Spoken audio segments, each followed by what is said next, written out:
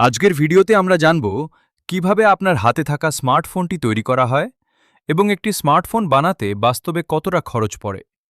পাশাপাশি দেখবেন ফোন তৈরির কারখানার এমন কিছু ধাপ যা অনেকেই আগে দেখেননি। আর হ্যাঁ, ভিডিওটি ভালো লাগলে একটি লাইক ও কমেন্ট করতে ভুলবেন না। কমেন্টে জানিয়ে দিন আপনার প্রিয় স্মার্টফোন ব্র্যান্ড কোনটি এবং বর্তমানে আপনি কোন ফোন ব্যবহার করছেন। এমন আরও তথ্যবহুল ভিডিও পেতে আমাদের চ্যানেলটি সাবস্ক্রাইব করে বেল আইকনটি অন করে রাখুন। চলুন আর দেরি না করে শুরু করা যাক। প্রথমে অ্যালুমিনিয়াম দিয়ে ফোনের ভেতরের ফ্রেম তৈরি করা হয়। এরপর সেই ফ্রেমগুলো একটি বিশেষ প্রসেসিং মেশিনে নেওয়া হয়, যেখানে অতিরিক্ত অংশ কেটে বা ঘষে ঠিক করা হয়।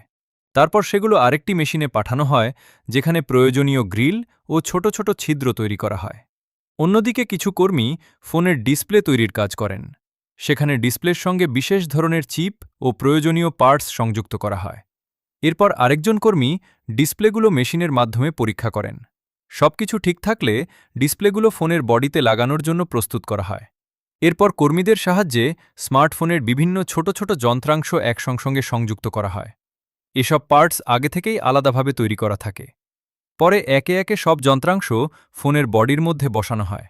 পুরো অ্যাসেম্বলি শেষ হলে ফোনগুলো পরবর্তী ধাপে পাঠানো হয়, যেখানে স্ক্রিনসহ বিভিন্ন ফাংশন পরীক্ষা করা হয়। সব পরীক্ষায় ঠিক থাকলে ফোনগুলো চার্জে বসানো হয়। চার্জ চলাকালীন আবারও ডিসপ্লে ও অন্যান্য প্রয়োজনীয় বিষয় পরীক্ষা করা হয়। এরপর ফোনগুলো বক্সে প্যাকেজিংয়ের জন্য পাঠানো হয়। সবশেষে সেগুলো বাজারে পৌঁছে যায়, যেখান থেকে আমরা কিনে ব্যবহার করি। এখন প্রশ্ন হল, একটি স্মার্টফোন তৈরি করতে কোম্পানির আসলে কত খরচ হয়? সাধারণভাবে দেখা যায় একটি ফোন তৈরিতে যে খরচ হয়, বাজারে তার চেয়ে অনেক বেশি দামে সেটি বিক্রি করা হয়। কারণ শুধু উৎপাদন খরচই নয়, এর সঙ্গে আরও অনেক ধরনের ব্যয় যুক্ত থাকে।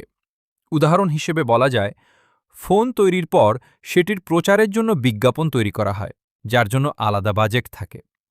এছাড়া নতুন নতুন প্রযুক্তি যুক্ত করা, সফটওয়্যার উন্নত করা এবং নিয়মিত আপডেট দেওয়ার জন্য কোম্পানিগুলো দক্ষ প্রকৌশলী ও প্রযুক্তিবিদ নিয়োগ করে।